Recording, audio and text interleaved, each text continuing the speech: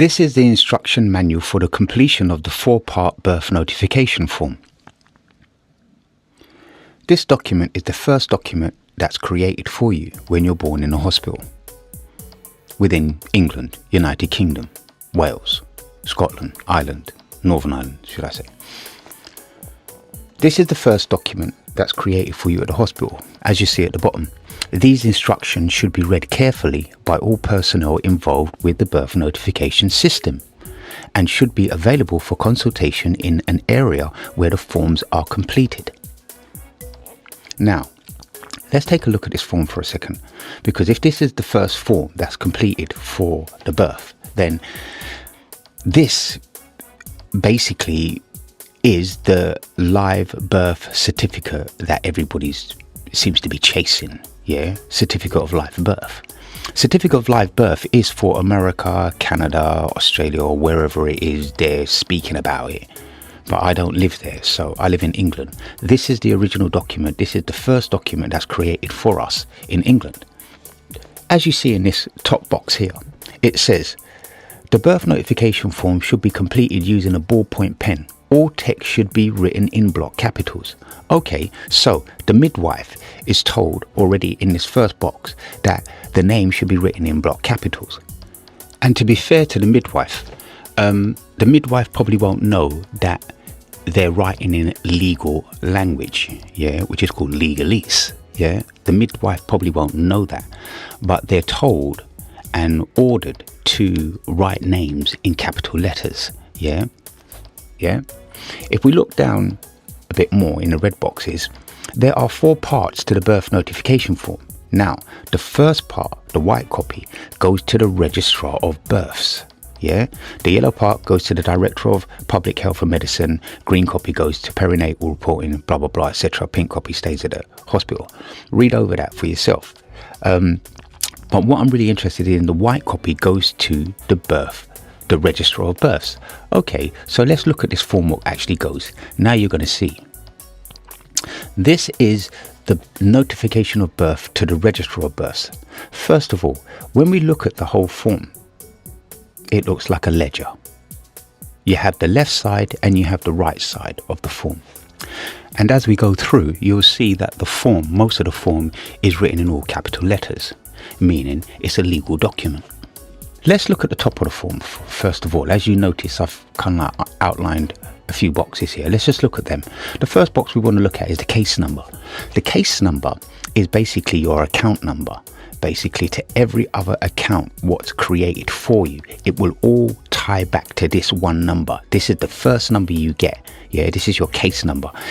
Let's just look at what it's made up of. So if we look at the case number, each birth, live birth or stillbirth is identified by an 8-digit number. Yeah, account number straight away. Okay, let's just look down the bottom at examples. So this is how they get it. The first, if your birthday is, say, if you was the first born in the year you was born. So for example, if you was born in 2013, as it says here, your case number will be 2013. As you see under the case number there, you got the year, Y year. So that would be 2013, and then you were the first born, so 0001. Yeah. So if you was 512 or 1008, as you see from the examples here, yeah, this would be your case number. So your year you was born would be the first 4 numbers. Then whatever number you were born within either the hospital or that whole area, this is the thing that you need to find out. Find out what number you was born in basically this whole case number scenario. If you find out that that's your case number, basically that's going to be your account number. Okay, so we can look over all of this again, but I'm just skimming over this, and we can talk about this at some point later. Okay, let's move on to this section here where it says infants details. Yeah. Okay, first of all, I want to point out, when you was born, you was classed as an infant. Yeah, and an infant goes from 0 to 7 years. Yeah. And if a lot of you know about the Cestui Que Vie Act 1666, yeah, if a tenant goes missing from the domicile for the period of 7 years is presumed dead. So if you're an infant and then you was born in a hospital, you go missing from the domicile and you don't report back to the hospital, you've gone missing for 7 years. That's why on your birth certificate, you're known as a child. Yeah, let's just see that for a second. I mean, we'll look at the birth certificate in a second, but just have a look at this for a second. So I Googled junior school starting age. Now, the junior schools we know over in England, we have infants, we have junior, we have secondary. Yeah. So as you see Google here, it says 7 to 11 years junior schools.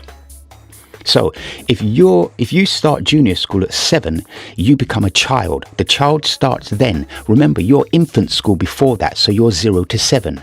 This is where the Cestui Que Vie Act comes into place, because you don't go back and confirm.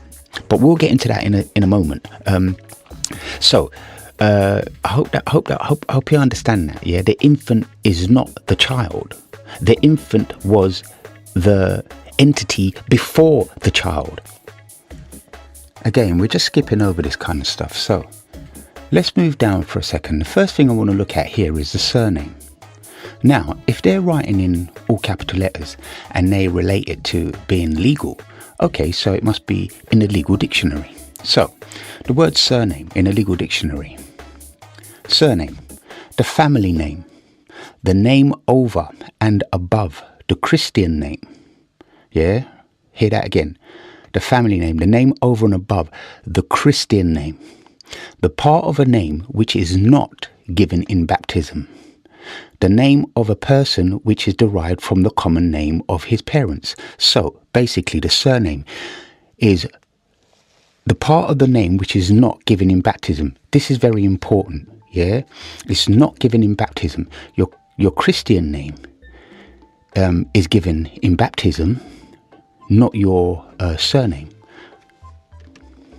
So I just wanted to make sure you understood that, the baptism, yeah, because we're going to get into that in a moment. Okay, so let's look at the forename. Okay, so again, forename is written in capital letters. Now, let's look at that. First problem here is that there is actually no forename in the legal dictionary. So, how can they use the word forename on a document in legal writing? As they class it, it's legal. Anything written in capital letters is legal. Yeah, that's what they say. But we'll come to that later. So, as you can see, forename is not in the legal dictionary. Please go and have a look. This is Black's Law Dictionary 4th edition. Yeah, so please go and have a look in any dictionary. You won't see forename. But I did a search in the Black's Law Dictionary for the word forename, and this is what came up. Praesinomen. Latin, forename or first name. The first of the 3 names by which the Romans were commonly disguised. It marked the individual, blah, blah, blah. Yeah, basically the commonly written with just the initial. So your forename could be used just as your initial. So if your name's Charlie, the C would be used just for your forename. That's why a lot of these legal companies and these companies can just use your initial for your first name. And I went under PRZ. So as you can see here, PRY, Prike, under there should be the PRZ. It should come in there, but it's not there in Black's Law Dictionary. So I thought, wait a minute, what's going on? So I scanned for it. I went done back the search again and found a forename, and I thought to myself, where is it? So it was there, here. It's under PRI. So I'm thinking to myself, pray. So when I done a search in the normal dictionary, it's praenomen, Praenomen, not pray with an I or a Z. It's Prae. So here's one thing they're trying to hide. They don't want us to know that our actual forename, or the definition of a well, not even a definition, because the legal word isn't even in the legal dictionary with a definition. This praenomen is, which should be praenomen. So if we take a quick look back at the instruction manual, The forenames of infant, a forename or forenames needs to be completed. It is important for registration purposes that the infant's forename or forenames should be available. Parents should be encouraged to decide on a name or names at an early date after birth. So basically, they want you to put the forenames down as well. But usually, a family or a baby that's brand new born would just usually come with the surname because that's the family name it's been born into. Usually the parents haven't got a name as just such as yet. Sometimes there is a name straight away, so they just give the forenames over. Remember, it's the forenames you're giving over. Yeah, pay attention to that word, forename, really important. So the surname will always be the family name, which is the debtor. Yeah, as we know. So the surname goes in the surname box first. Yeah, then this document gets sent over to the registrar of births. Yeah, so your forename isn't in there yet. Now, when this document goes over to the registrar of births, the infant's details, as you see, is the date of birth. So the date you was actually born is only for the surname. Yeah, it's just for the surname. It's not for the forenames yet. Yeah, if we look over the other side of the form, of the ledger form, we see in the other little red box there, date of registration. Okay, let's have a look at that for a second.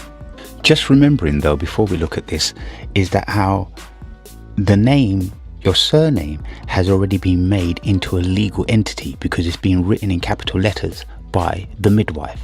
So whatever's added to this from now on is added to the first legal entity that was created on the day you was born. This is why they need the mother or the parents to fill out and give them the Christian name or the forename as soon as possible, because they need to start the ball rolling. Yeah, remember, they've got from 0 to 7 years for the tenant to go missing from its domicile. Remember the Sestu-KV Act 1666. Yeah, so if they get the Christian name, they can add, well, the forename, they can add the forename to the surname, which is already the legal entity. Then it becomes, the whole name becomes a legal entity with that date of birth. So for example, if the surname was Doe, D-O-E would have been written in capital letters by the midwife. Yeah, then this next form, what I'm going to show you, would be the form where your mum fills out to give over to the birth registrar for the Christian name. So whether the Christian name is written in uppercase and lowercase, proper descriptive English text, grammar, then it's still going to be attached to the surname, which is the legal entity with that date of birth. So every time you give over your date of birth, you're giving over a legal entity's date of birth. Let's just check this form for a second. This form was provided kindly by Jessica. Thanks, Jess. This form is Form 1. Now, as you can see, this form is the particulars of birth form. Whether this is filled out by your mother or the midwife or someone in the birth notification system process, this is Form 1. Again, birth, the particulars of birth form. Now, when you look at this form, what does it look like? It looks like your birth certificate. This is the actual birth certificate that you're given. It's not a birth certificate. It's a particulars of birth form. As you see at the top, the Births and Deaths Registration Act 1953. It's the same thing what's written on your birth certificate. We'll come back to this in a moment. But as you can see, the name and surname and everything else, the sex, the child, and on this document for the birth is the child. Yeah, remember it's the child now. So this document will be given to you after 7 years old. This is when you go missing from your domicile for the period of 7 years and you get one of these documents. Here's a sample document, specimen document I found on the internet. Okay, so for example, this is just basically somebody just filled in some information on it.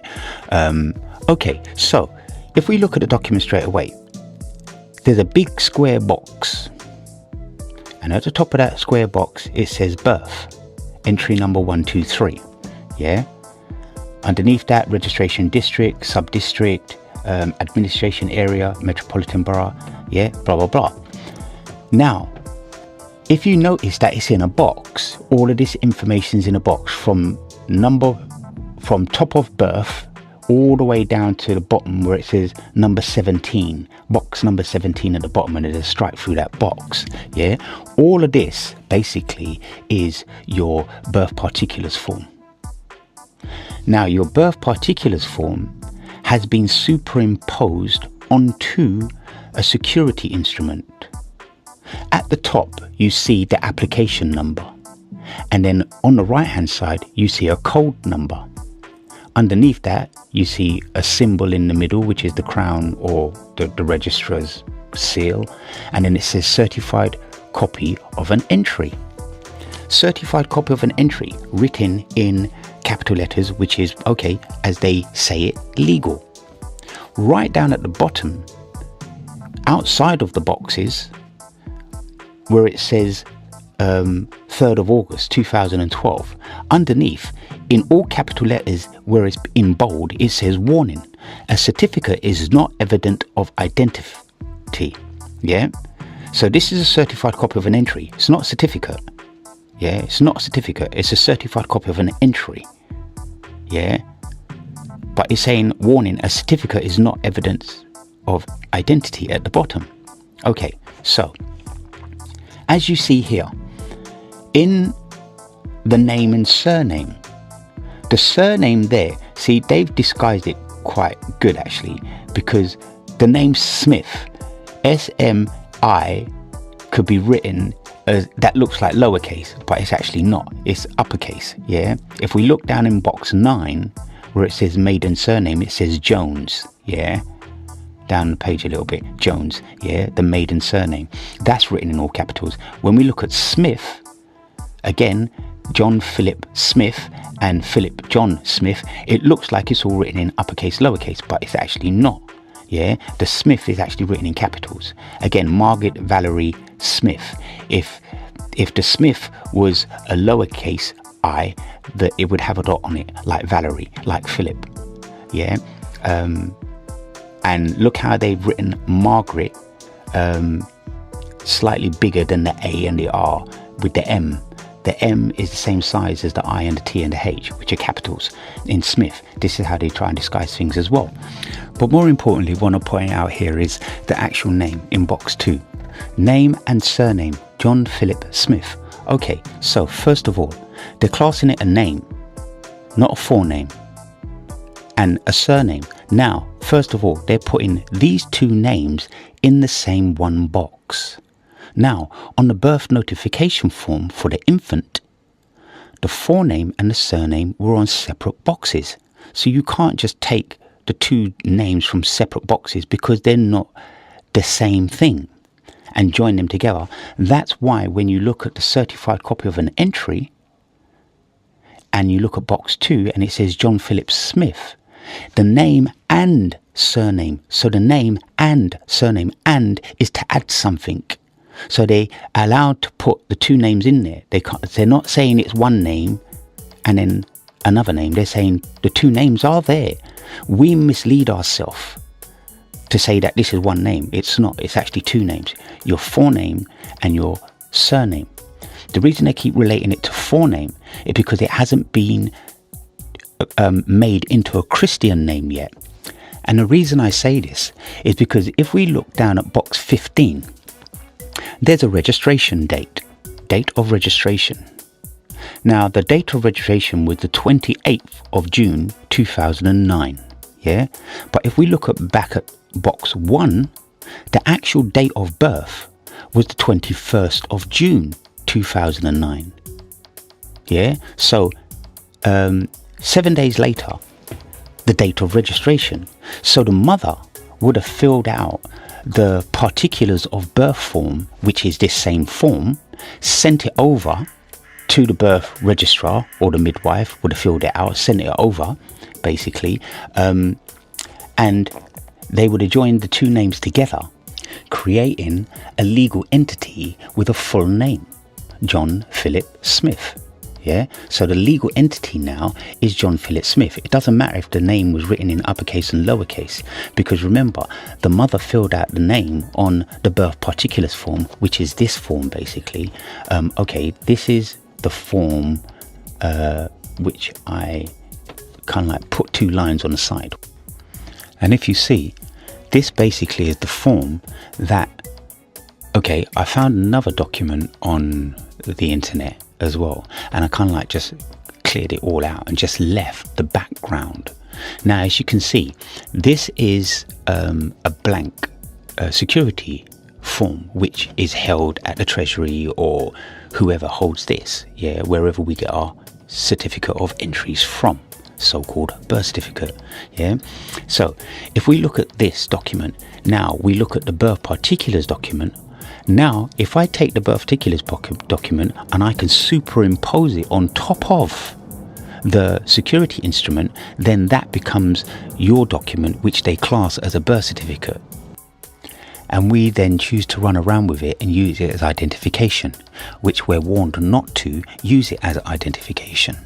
That's why when we look at the birth notification form, on the left side, you've got the debtor, as they know, on a ledger, and on the right side you've got the creditor. Now the date of registration is on the right side, so this is when they gave you your forename. The forename is the one not tied to the debtor. As we saw earlier on, the surname, as it said, the surname is not attached to the Christian name, and with a Christian name, the Christian name is not baptized with the surname. So just a quick note and a reminder that everybody is running around using a legal entity's surname as their date of birth entity, where they're not using the forename entity, which was actually entered into wherever, because it was a certified copy of an entry into where, into what. But you're not using the registration date. The registration date is your forename and your surname. If you're giving over your date of birth, which is in box 1, you're giving over just the surname, because remember that just the surname was registered on your birth notification form on the left hand side at that infant date of birth. Yeah, remember, it was the infant to start with. Because the infant never returned over the period of 7 years, is presumed dead. So you're just a dead child, but you're using that dead entity date of birth. You should be using the registration date of birth. And because you're using that date of birth for the legal entity, now you're becoming and you're using the legal name. Now, if we look at what legal name is in the legal dictionary, under common law consists of one Christian name and one surname, and the insertion, omission, or mistake in middle name or initial is immaterial.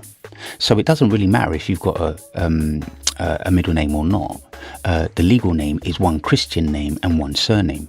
But what gets me is, what is the Christian name? Because up to now, Christian name hasn't been mentioned. They've only mentioned the forename. Let's look at what Christian name is in the legal dictionary. So the Christian name, the baptismal name as distinct from the surname. Okay, so it's a baptismal name, yeah? So the Christian name is a name that's been baptized or been christened, yeah? The name which is given one after his birth or at baptism, or is afterward assumed by him in addition to his family name. Yeah, so it's addition to your family name. So your family name was created first, which we know from the birth notification form. Now the Christian name has to come somewhere. Okay, the forename was given over on a birth particulars form, but that wasn't the Christian name because it wasn't stated as the Christian name, and it was written as forename. As we see that their forename was no forename in the legal dictionary, but Christian name is. Yeah, the baptismal name. Okay, let's look at this. I'd just like to remind you as well, again, that every document we've looked at so far has been a legal document. Now, here's a lawful document. This document is the certificate of name given in baptism within 12 months after registration of birth. Now, The certificate of name given in baptism, and there's another document like this, which is a certificate of name not given in baptism. So there's two documents. Whether you was baptized or not, you were still given a certificate of name. Yeah, remember, it's a certificate of name, not baptism, not no cross on your head, not no feeding food or in your mouth, or certificate of your name. So your name, so the name you've had up to the day you was baptism is not a christened name, is not a baptized name. So the name you're running around with is a sinful name. It's a forename. It's not a Christian name. It's a forename. It's a sinful name because you haven't been to the church and actually been baptized or christened. Well, you don't need to get baptized or christened for your name to be given to you, but you're still, because you're always going to be seen as a legal dead entity, not a living entity. This document, certificate of name given in baptism, makes you the living entity and under Christ. Let's look through this document for a moment. As it says here, that would be the father or the officiating minister of the church, do hereby certify that according register of baptisms for, and then your name would go in there. Now in my custody, the male, and then the cross here, is the Christian. The male Christ child or the female Christ child stated to have been born on whatever day you was born. That takes it back to the birth notification birth date. Now, if we look at this form, I don't want to get too in detail, but you can have a look over this form. But if we look at this form, there's actually two forms on this one form. And it's the size of the A5 sheet. It's half of an A4 size piece of paper. Yeah, you've got this on one side, and then you've got the notice section down at the bottom there on the other side. But let's just look at this. On the top, on the first side, you've got two forms here. At the bottom, if you see down half the page, you've got a dark black line there going across. Yeah, that's what separates the top and the bottom. If you notice at the top, it says certificate of name given in baptism with a hashtag. And then above the dark black line in the middle of the page, on the right hand side, you've got signature of the officiating minister. And that's the person having custody of the register. Yeah, this is the church. Yeah, because remember, it's the baptism, it's the church. Now, your name is being christened. Now, underneath the black line, this document then gets signed by the officiating minister and gets sent over to the birth registrar, who's got your birth notification form. Now, if you read under the black line there, it says certificate of entry of baptismal name. Certificate of entry of baptismal name. Now go and look at your birth certificate and see that it says certified copy of an entry. Of what? Entry of what? Into what? Of who? At least on this document, which is a lawful document, because there's no boxes surrounding the page. Yeah. It's all on one entire skin. Look up the four corners rule. Underneath the dark line there, it says certificate of entry of baptismal name. Now, underneath that, where it's signed and dated, you've on the right hand side, you've got the superintendent registrar or the registrar. They will strike one out. Now, automatically, you've got two signatures and two witnesses on this document. And plus, if you can see, it's a light blue document, robin nest egg shell coloured document, which is the colour document of the church. This will get sent to the Vatican. You won't see this document. Yeah. If we look on the other side of it, it states down at the bottom. Actually, I'm going to read the bottom section. This certificate should be completed and signed by the minister or person who performed the baptism or who has custody of the register in which the baptism is recorded. He will be entitled to the fee of £1. The certificate should be taken to the registrar or the superintendent registrar who has custody of the registrar in which the child's birth was registered. That's the birth notification form, the surname. Yeah, the child is the surname, not the infant. The registrar or superintendent registrar will enter the name in the space provided for it in the child's birth entry. Yeah, the name or names inserted entirely, so that's your Christian name, forenames, and your surname entirely supersede any name of the child already appearing in their entry. Yeah, so if you've got 3 date of births. Yeah, first of all, you got your first date of birth, which we saw and which we looked at, which was on the birth notification form. Yeah. Your birth notification form gave you the infant's details, which was the date of birth. So your date of birth would be your date of birth, which is in box 1 of your certified copy of an entry, birth certificate, so-called. If we look at box 1, it's box 2, it says John Philip Smith, and in box 1 was the 21st of June.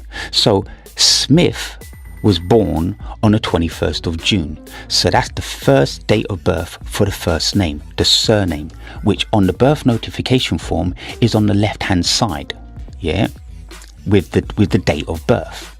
Now, even though the forenames and the surnames is written on the birth notification form in the left hand side, it's still known to be the debtor, yeah. It's not the name we're looking at, it's the dates we're looking at. So if we look back now on the birth certificate, certified copy of an entry, if we look in box 15, the date of registration, the date of registration is when John Philip, the Christian name or forename, was handed over to the birth registrar to complete the full name to put onto this document, and that date of registration was on the 28th of June 2009, which is in box 15. Now, if we look back on the birth notification form, on the right hand side, which is the creditor's side of a ledger, you've got the date of registration. So the date of registration would be the 28th of June, rather than on the left hand side for the infant's date of birth would be the 21st of June, if you get the drift. Yeah. Now, when you look at the certificate of name given in baptism, okay, I'm going to take myself for an example. I was born in June 1970. I was registered, my name was given over in August 1970. It took 2 months. I was a cesarean birth. I was 2 months premature. So it took my mum a bit of time to recover. So 2 months they gave her to recover. In 2 months, in August, she gave over my Christian name, my forename, over to them. That gave me that date of birth, which was August. Now, in 1972, I went and got christened, which was baptized. That's my 3rd date of birth. Now, remember, the baptism date supersedes any other date in the entry. I was baptized in August 1972. I've just taken 2 years off my life, knowing now I am a Christian with a Christian Christ name. So basically, this is bringing back the Christ name. As I said in the Bible, Christ shall return. This is Christ's name returning. If you go and get your baptism certificate, if you're born in the Church of England, you can go and get it from the London Metropolitan Archive in East Central London. If you're in any other, go to the church and ask the vicar or the father in the church or the priest or whoever for a certificate of baptism. He's going to ask you for some details, of course, and you're going to have to provide details, of course, who your parents were, etc., etc., etc. Nothing major. Same thing as on your birth certificate or certified copy of an entry. But yeah, go and get this document, and then the date of your baptism. If you didn't get baptized, you will have another document, which is the certificate of name not given in baptism, and that will be your 3rd date as well. Yeah. I mean, I spoke to Jessica about it. Jessica understands it now anyway. So she sees the 3 date of birth as well. And so does everybody else, in a certain sense that I'm really pushing it out to. So hopefully you can see this. And then, yeah, we can go on top of this. But I'm going to leave it there for now because this is quite a long video. But we will get into more of this and talk more of this. But I hope this information helped you out and kind of like allows you to see my truth and where I'm coming from in questioning these documents. Yeah. And by the way, every document that is written has capital letter wording. Now, they say it's legal and it's the legal way of doing things. Now, my question to them and your question to them should be, okay, if it's legal then show me every word in the legal dictionary. As you saw, we saw the surname in the legal dictionary. We saw Christian name in the legal dictionary. We didn't see forename in the legal dictionary. Now, go and have a look for your name, because they're writing your name as a legal word. If your name's not in the legal dictionary, where are they getting that name from? The only thing I can say is that how there's only 2 languages that can be used in the entire universe of language. Basically, the only 2 languages that can use the capital letter word system is English or sign language. If you're using English, you can only use it as an acronym. So please explain the acronym and what does the acronym stand for.